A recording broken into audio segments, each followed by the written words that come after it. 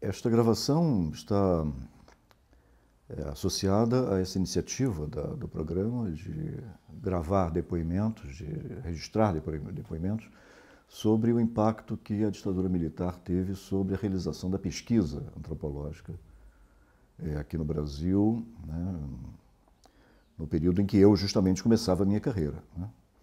Eu entrei no Museu Nacional para fazer o mestrado em 1974 e comecei logo naquele ano a fazer pesquisa no bairro de Jurujuba, em Niterói, para a cadeira do Gilberto Velho, Antropologia Urbana, e me interessei por uma série de aspectos que caracterizavam aquele bairro, muito peculiar, um bairro de pescadores. E comecei ainda no final do ano a fazer uma pesquisa mais sistemática. A situação em Jurujuba, assim, à primeira vista, parecia ser muito tranquila e distanciada dos problemas maiores políticos da nação. Um bairro popular, mas com um tipo de trabalho que não era, enfim, de operários importantes, de indústrias importantes, de segmentos dinâmicos da economia nacional naquela época, a pesca, né? Então parecia uma coisa discreta, um investimento sem maiores implicações políticas. Mas logo que comecei a trabalhar, e sobretudo quando comecei a discutir o meu projeto de pesquisa com aquele que veio a ser o meu principal interlocutor no bairro, o senhor Humberto, a situação foi se transformando de maneira inquietante. Porque o Humberto, e eu posso revelar o seu nome porque ele já se tornou um personagem de um dos livros que eu publiquei, com a autorização dele, a sua história de alguma maneira está retratada no livro As Três Famílias.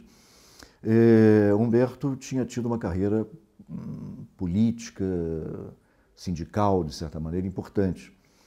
E se encontrava naquele momento numa situação de muita depressão, porque tinha sido reformado pela Revolução, tinha sido expulso da Marinha e tinha ficado com grandes dificuldades de manutenção de sua família, até porque, em função de certas dinâmicas próprias do universo da pesca, da produção da pesca, ele também tinha ficado meio cantonado, meio colocado de escanteio no mundo que tinha sido o seu mundo de trabalho, o seu mundo de identidade original.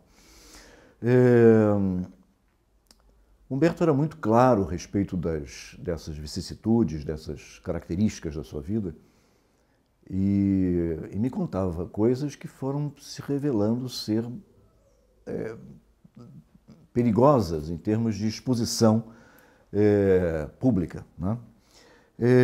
Até porque ele próprio chamava atenção que no bairro de Jurujuba e no contexto do trabalho na pesca, havia muitas dissensões internas e havia o risco de que houvesse informantes do sistema de repressão policial ali no bairro e que, portanto, de alguma maneira, a minha própria presença no bairro devia ser motivo de especulações e tensões que poderiam redundar em algum risco para mim mesmo ou para os meus interlocutores no campo.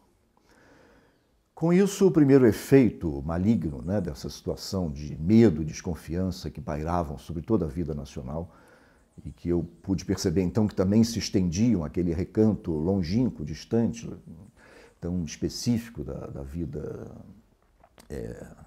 das nossas cidades aqui, da região da Guanabara, também lá se estendiam e me apresentavam seus riscos. E eu passei a ter muito controle com o caderno de campo, né, porque eu temia que pudesse cair em mãos inconvenientes e que algumas das coisas que Humberto me confidenciava pudessem redundar em prejuízo tanto para as pessoas a que ele se referia, como para ele próprio e sua família, como para mim, eventualmente, né?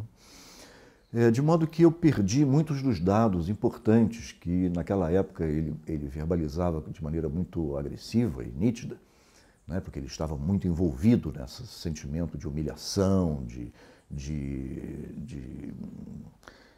enfim, de destruição da sua vida, né, que tinham sido acarretados pela ditadura. Ele tinha sido, depois de pescador, né, ele era nativo do bairro de Jurujuba, depois de viver da pesca, ele tinha entrado para a Marinha e tinha se tornado, na época em 64, ele era guarda-costas do então ministro da Marinha, o almirante Paulo Mário, que caiu justamente, né, com a Revolução.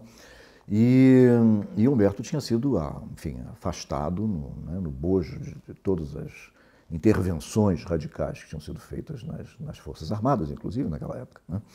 E tinha perdido todas as suas condições de sobrevivência. O almirante Paulo Mário, que eu cheguei a encontrar uma vez, através do Humberto, era inclusive seu compadre. Então havia uma relação muito próxima de um relacionamento quase familiar entre Humberto e alguns dos personagens que tinham sido mais diretamente marcados pela repressão de 64. Além do mais, havia outras histórias complexas que me remetiam para uma série de necessidades de cuidados.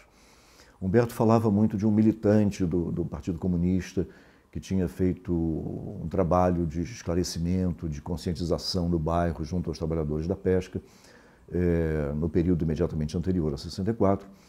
E esse senhor tinha suscitado, mesmo dentro do bairro, reações complexas, tanto de adesão à sua proposta generosa de uma transformação social e de um desvendamento das condições de exploração no trabalho da pesca, quanto tinha suscitado resistências, né?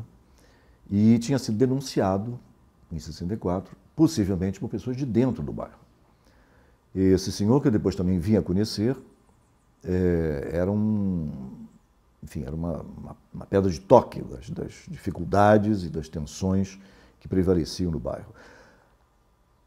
O meu trabalho de mestrado foi justamente sobre o trabalho na pesca, sobre as contradições que cercavam esse tipo de atividade social.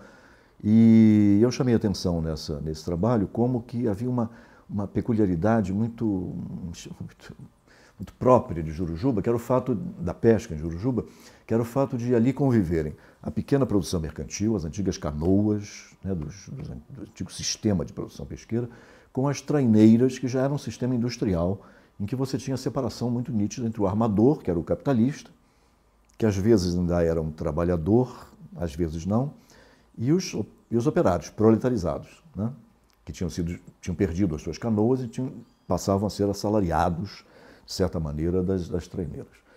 Isso então fazia com que houvesse uma tensão social muito grande, uma tensão social interna ao bairro, porque no bairro moravam lado a lado e eram frequentemente parentes entre si, armadores e operários. E havia uma particular preocupação com os intermediários, né? Isso é um papel que é muito conhecido, né, nas estruturas de poder e de exploração, né, nos sistemas fabris, né, o Zé Sérgio Leite Lopes trabalhou com isso no Nordeste, que são os encarregados, os empregados, aqueles personagens que ficam de intermediários entre os capitalistas, os armadores, no caso da pesca, e os operários, os trabalhadores braçais, né? E que são pessoas ambíguas, que estão ao mesmo tempo, podem estar do lado do patrão, do lado do empregado, né? E isso em Jurujuba era muito marcante, muito claro, né? E eu tinha que lidar com essas pessoas ao mesmo tempo, né? Porque o meu trabalho de pesquisa era voltado para o trabalho, então eu tinha que frequentar as traineiras, eu tinha que sair nas canoas e nas traineiras, e para isso dependia da autorização dos patrões.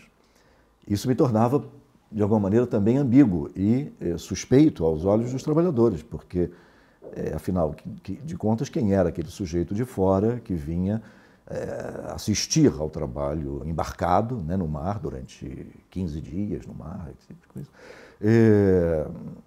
De certa maneira, onerando a própria reprodução social deles, já que a minha alimentação era a alimentação do barco, e as despesas do barco eram descontadas dos seus salários. Enfim, isso aí entra uma série de outras cogitações, mas apenas para acentuar que a minha presença não era univocamente vista como segura pelos próprios trabalhadores, e eu não me sentia seguro em relação a uma série de moradores e interlocutores do bairro que podiam a qualquer momento, enfim, fazer com que o meu empreendimento ou o meu material de pesquisa caísse em mãos inadequadas, né? Tempos depois, quando voltei a trabalhar com Jurujuba e particularmente com a família de Humberto, as coisas tinham mudado, porque tinha havido a redemocratização, Humberto tinha sido reincorporado à Marinha, tinha sido, enfim, recebia então uma pensão que era considerável em termos do seu meio social, e a sua própria leitura a respeito da sua história tinha mudado completamente. Um famoso efeito antropológico, né, como Dom Tasso do Sidney Mendes, Humberto não me falava mais daquelas coisas que eu tinha deixado de anotar no caderno de campo, porque por medo, por preocupação, tanto em relação a ele quanto a mim. E eu nunca mais pude recuperar muitos dos aspectos, dos detalhes da história, das histórias que tinham sido relatadas naquele primeiro período, porque o meu interlocutor tinha mudado em função das mudanças sociais e políticas que tinham sido supervenientes ao longo desse período. Felizmente, né, porque isso representou, né, a redemocratização representou uma mudança radical nas condições de reprodução de muitas das pessoas, não só Humberto tinha sido afetado pela repressão no bairro de Jurujuba, mas muitos outros de seus colegas, e com isso eles tinham retomado as condições de gerenciar a sua vida de uma maneira digna, né? Mas, infelizmente, um resultado assim tópico, microscópico, mas relevante para o modo como a pesquisa tinha se dado naquele campo, foi esse de impossibilitar o registro, né, a manutenção de registros, que, a meu ver, teriam sido muito importantes em termos de recuperação do modo como não só a pesca em Jurujuba e as contradições da pesca tinham se dado nos anos 60, como pelas condições específicas da repressão que tinha se abatido sobre o mundo da pesca e sobre o mundo da marinha, né, que eram mundos que mantinham entre si muitas ligações, muitas capilaridades em função da experiência do trabalho no mar, né. Humberto era também ex-combatente, né, tinha trabalhado nos comboios de defesa da costa brasileira na época da Segunda Grande Guerra. E boa parte da sua fúria contra a repressão que se tinha batido contra ele a partir de 64 se devia ao fato de não terem respeitado a sua condição de ex-combatente, né? Era uma coisa que era particularmente dolorosa para ele, não poder estar expondo em público, coisa que depois ele voltou a fazer com muito garbo e muito gosto, né, a ostentação das suas insígnias de ex-combatente, seu boné, suas medalhas, etc. A ambiguidade de que se cercava assim para ele, o pertencimento às Forças Armadas como uma coisa digna e as Forças Armadas como uma coisa indigna que o limitava, o tolhia, impedia a sua reprodução, foi uma das coisas mais incríveis que eu já assisti em termos de fenômeno social provocado pela experiência da ditadura militar, né? Quer dizer, ele tinha, no momento em que eu o conheci, ele estava no ponto máximo de um leque de posições de desespero e fúria contra os militares, né? Contra o governo militar que se tinha assenhoreado, né, da nação e das Forças Armadas. Quando eu o reencontrei, depois da sua reintegração, ele tinha podido recuperar a memória querida para ele da sua condição de ex-combatente e tinha voltado a se considerar um militar, né? Com gosto, né? E passou a participar das diversas atividades em que os ex-combatentes são representados, desfiles, 7 de setembro, etc. Isso foi uma coisa muito peculiar, sobre a qual, aliás, não escrevi até hoje, que era esse efeito específico sobre a representação do pertencimento às Forças Armadas nesse contexto, né? Pode ser que eu tenha tido excessivas precauções na época, no fato de não registrar tudo o que havia de interessante naqueles depoimentos nos meus cadernos de campo da época. Mas a verdade é que todos nós vivíamos num clima de muita preocupação, inclusive no Museu Nacional, né? Logo que eu entrei, pude perceber logo as tensões que havia dentro do museu e dentro do programa, inclusive, né? Havia uma colega de departamento, uma antropóloga biológica, de quem se suspeitava que fosse ligada de algum modo às forças de repressão, não se sabia muito bem o que poderia advir dali. E dentro do programa havia um colega de doutorado de quem se dizia que tinha denunciado alguns dos professores no massacre de Iquiques, né, quando foram aposentados diversos professores. Havia o marido de uma colega de doutorado da minha geração que era suspeito de ter, sob tortura, denunciado seus companheiros de militância. e ele se exilou, se autoexilou depois disso e viveu toda a vida no exterior. Enfim,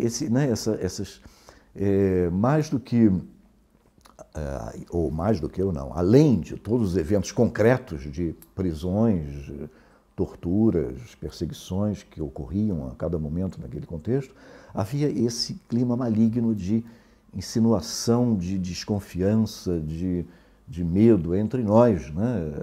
Assim como para Humberto isso aconteceu em relação à sua experiência das Forças Armadas, para nós mesmos, na vida da academia, na vida cotidiana da academia em geral, da UFRJ, do museu e do programa, se insinuava do mesmo modo esse clima perverso, maligno, né? Eu também tinha, quando entrei para o programa em 74, para o mestrado, eu era funcionário da reitoria da universidade.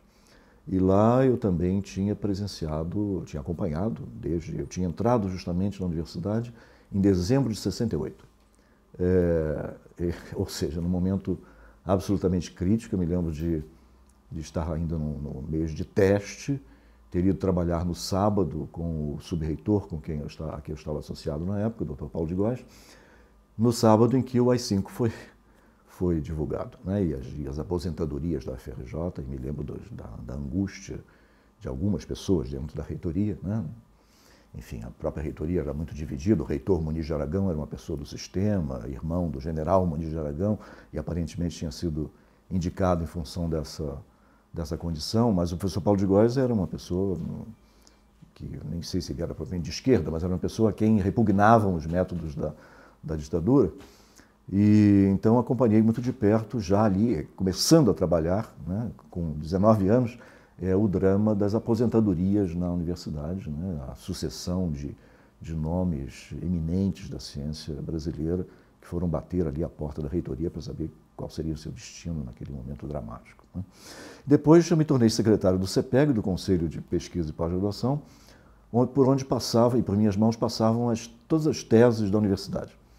E eu já tinha descoberto antropologia e comecei a ler com muito gosto as dissertações e teses do Museu Nacional. Inclusive, para meu encanto, a tese de Lígia Segor, né, A Nação dos Homens, que me chamou tanto a atenção que eu vim depois a tomá-la como minha orientadora de mestrado. E um pouco depois, eu até mencionei isso recentemente no meu memorial de titular, eu soube que estavam procurando pelo exemplar da tese de Lígia, que estava na biblioteca da universidade. Ele estava comigo porque eu tinha pego para ler, né? Eu o retive, então, guardei comigo durante alguns anos, até que se dissipassem os riscos. Enfim, não foi por isso, certamente, que se desanuviaram as suspeitas e as possíveis implicações que se avolumavam sobre alguns de nossos colegas da época, mas certamente contribuía para esse clima de temor, preocupação, desconfiança a que eu me referi, né? É isso.